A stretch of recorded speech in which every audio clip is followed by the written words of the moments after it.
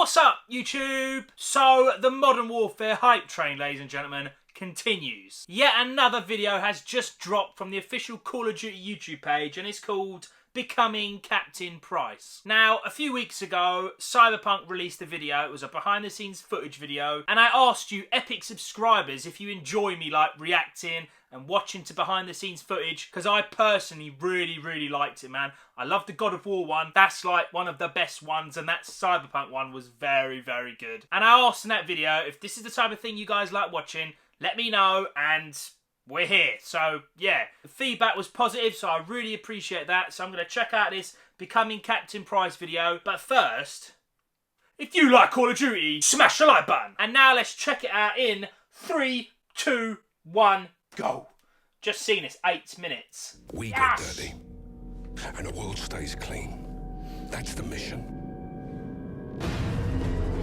I've said multiple times, the night vision scenes look incredible. You can't know war unless you have fought arse over elbow in some shitbog full of traps.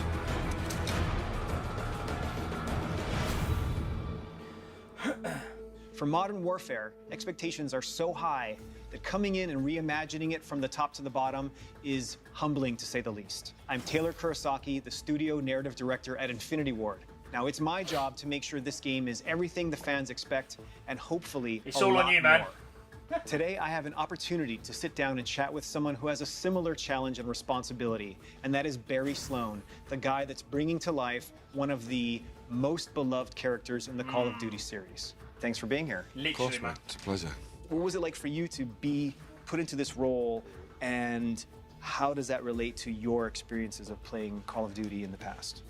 I was very drawn from Call of Duty 4, the first Modern Warfare when that came out. I had that as part of my upbringing, my childhood, and then to become so him has been just an incredible experience. I knew that if we found a guy who could exude what I think we all have in our collective memory of a guy that is Price, Yeah. the ceiling would be way higher. And I think that's what we got with you. And obviously I wasn't aware because you weren't saying it was Captain Price. You were just saying, I can't remember the name on the audition, but it was Commander Sykes. Yeah. I knew in that moment, I felt like, okay, this is the guy. This is our Price. I wanted to be able to drop your voice into a real thing that we were working on. Okay. And so I couldn't have you say, under my command, Exactly, yeah. Commander Sykes. Yeah, exactly. So bad. I crossed out Commander Sykes. And I probably shouldn't have done this. It's probably a total breach of protocol I and enjoyed it. whatever. But I just wanted to hear your voice saying those words. Yeah. So I crossed it out, Yeah. and I wrote, under my command, Captain John Price. Yeah. And I do remember saying, oh, that's a name drop. Right there, that second. I was like, okay, here we go. Under my command, Captain John Price, you will have full execute authority. One of the most Nah, his exciting voice things is for me so is sick, the man. collaborative nature of what it takes to make this. Yeah. And how many people are responsible for the performance. And I remember speaking to Mitch, who's our technical advisor who I'd worked with before, and he said, you know, no one man can play Price, it takes an army. And it's very much that, and it has been from day one. You know, I'm the first guy to ever get to physically move him, so I had to find a way to make this guy real and believable, and a guy who can work in a 2019 scenario. Above all else, he is a protector, and he is a guide. But I wanted to make sure that in every scene I'm checking in on the person that I'm with. But I tried to make this Price be someone who you would aspire to be. Well, it's not over yet. Trust me. The beard detail is unreal, man. For you, I mean, you've got not just one character's work to worry about. You have the entire franchise on your shoulders. How did you feel about having to take that on? Our goal was to make a game that gave all those feelings that we've had playing the original series, because we have to not just exceed the expectations of what those other games were, we have to exceed the expectations of what your memories were of playing those games. Yeah. Nostalgia's a tough battle. Yeah, that. Yeah. We didn't want it to just Those be last another games are one. gonna be hard to beat, We didn't man. want it to just be, it's close enough to the original games. A bunch of the original guys that made Modern Warfare heard that we were working on it, and they were like, I want to be part of that. So we got an infusion of the original blood, and so I think we were prepared to take on this huge undertaking and this huge honor. As someone who is a fan of gaming, who plays, although I'm filming it, I'm still not part of the process of making them. You've taken what was the acceptable level in this genre and put it somewhere that people are now going to have to try and get close to, because it's blown my mind what I've seen. I hope that's actual I didn't gameplay, that expect scene. it to look as incredible as it does. It's really, really special. I really hope it is, man. We just did. So let's talk about embodying the man, Yeah. right? Being on the PCAP stage, making a TV show or a film versus making a game, and what that experience means to you.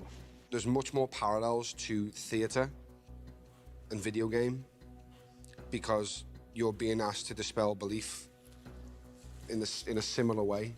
You know what I mean? It's like you know you're going into a make-believe world quite clearly. You're separated from it, but your brain allows you to believe aspects are real. You can almost touch it these days with the way video games look, and so that aspect of bringing your audience to you it feels like theatre to me in that sense as well, and certainly the way we film it, because you know when you're on a film set or a TV set, you know, like now I can look at the camera, I can speak to the operator, and I can know, okay, this is probably a tight shot.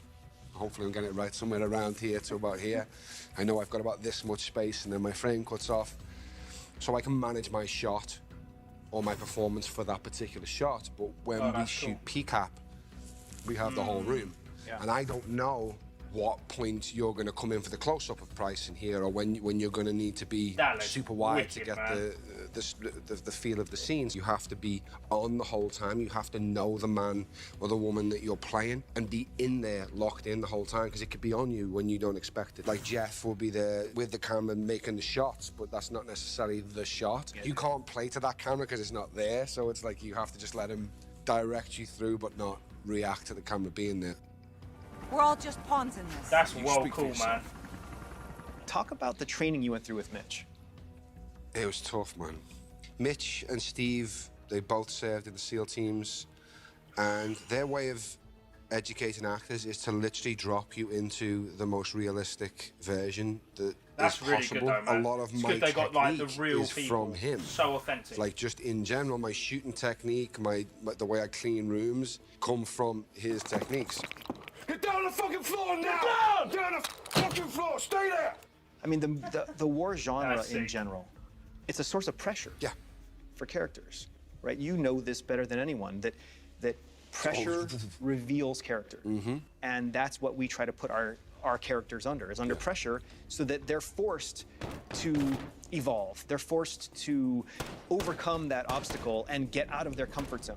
And so for us as creators, to work in that genre, that's part of making Call of Duty, and to not only empathize with characters who are put under pressure and have to reveal their true nature, and to be forced to make those kinds of choices, and to do the thing that Mitch and Steve and those guys always say, which is to operate perfectly in an imperfect situation. But now you go, here's the controller. Yeah, now you try. Good luck. Yeah.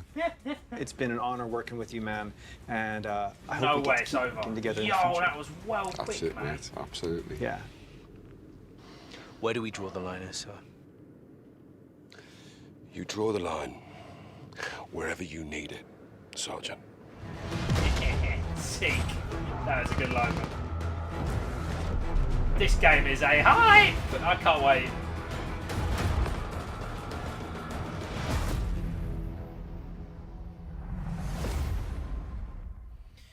We've got 1 month, digitally man. and get the XRK 1 weapons month back. left, boys and girls. I'm really glad, man, that they're doing a lot of attention to the story player mode, because if I'm being totally honest with you, boys and girls, I mainly only buy, like, Call of Duty for the multiplayer aspect. And you guys and girls know by now that my favourite games are all single-player games, but Call of Duty as a franchise has always been, like, my mates, online, kill people game. I used to play the single players. I mean, I can't remember, like, which one off the top of my head it died off. I think it was Ghosts, man, if I'm being totally honest. That game, I didn't like Ghosts.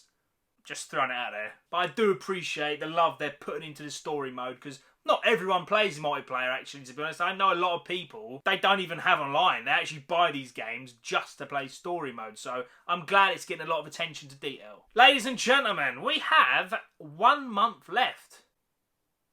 Actually, no. It's just under a month.